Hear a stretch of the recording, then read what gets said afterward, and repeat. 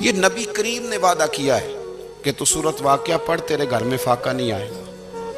حضرت عبداللہ ابن مسعود رضی اللہ تعالیٰ عنہ بیمار تھے تو حضرت عثمان غنی رضی اللہ تعالیٰ عنہ تیمارداری کے لیے تشریف لے گئے اور جا کر کے کہا کہ آپ بڑے بیمار ہیں، آپ کی بیٹیاں زیادہ ہیں، میں چاہتا ہوں کہ خزانے میں سے کچھ مدد کروں۔ تو سیدنا عبداللہ ابن مسعود رضی اللہ تعالیٰ عنہ اٹھ کے بیٹھ گئے اور کہنے لگے امیر المومنین، اللہ آپ کو میری طرف سے، میری بیٹیوں کی طرف سے بہتر صلہ دے، میری بیٹیوں کو کسی خزانے کی ضرورت نہیں، میں نے انہیں خزانہ دے دیا ہے۔ کہا جناب آپ نے کون سا خزانہ دیا ہے، میں آپ کے مالی معاملات کو جانتا ہوں۔ تو فرمانے لگے امیر المومنین، میرے نبی کریم نے فرمایا ہے جو سورت واقعہ پڑھے اسے کبھی فاقہ نہیں آتا، میں نے بیٹیوں کو یاد کرا دی ہے، یہ خزانہ میں نے انہیں دے دیا ہے۔ وہ سارے والدین سنیں جو بیٹیوں کے لیے پریشان رہتے ہیں۔ حضرت عبداللہ ابن مسعود نصیحت کر رہے ہیں، فرمانے لگے میں نے سورت واقعہ یاد بھی کرا دی ہے، پڑھنے کی عادت بھی ڈال دی ہے۔ حضور نے فرمایا ہے جو سورت واقعہ پڑھے اسے فاقہ نہیں آتا۔ کہنے لگے چاند تو اپنی جگہ چھوڑ سکتا ہے، سورج گر سکتا ہے، تارے ٹوٹ سکتے ہیں، پر مدینے والے رسول کی بات غلط نہیں ہو سکتی۔ حضور نے فرمایا فاقہ نہیں آئے گا تو انشاءاللہ کبھی بھی نہیں آئے گا۔ کرنے کا کام یہ ہے کہ ہم اپنے معاملات، اپنی عبادات، اپنی دعائیں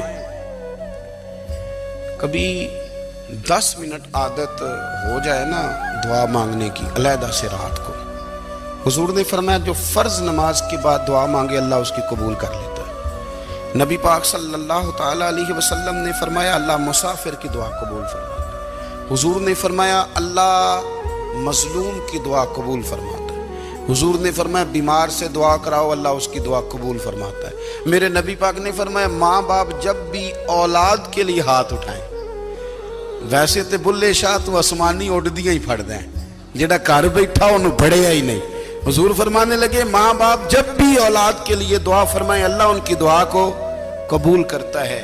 آپ اپنا تعلق بنائیں، دعا کے ساتھ، عبادت کے ساتھ، مصلی کے ساتھ رشتہ بنائیں، استغفار پڑھیں۔ میرے نبی پاک نے فرمایا دعا مومن کا ہتھیار ہے، دعا مومن کا۔ حضور نے فرمایا تقدیر کو سوائے دعا کے کوئی چیز نہیں بدل سکتی۔ دعا مومن کا ہتھیار ہے، یہ کافر کے پاس کوئی نہیں، یہ ہتھیار ہے مومن کا۔ اللہ کرے آپ کو سمجھ آئے، پھر سنیں، کئی بار کہہ چکا ہوں یہ ہتھیار ہے۔ کافر کے مقابلے میں جو تیرے پاس سب سے بڑا ہتھیار ہے وہ دعا ہے۔ دعائیں کرانی چھوڑ دی، کرنی چھوڑ دی، لینی چھوڑ دی۔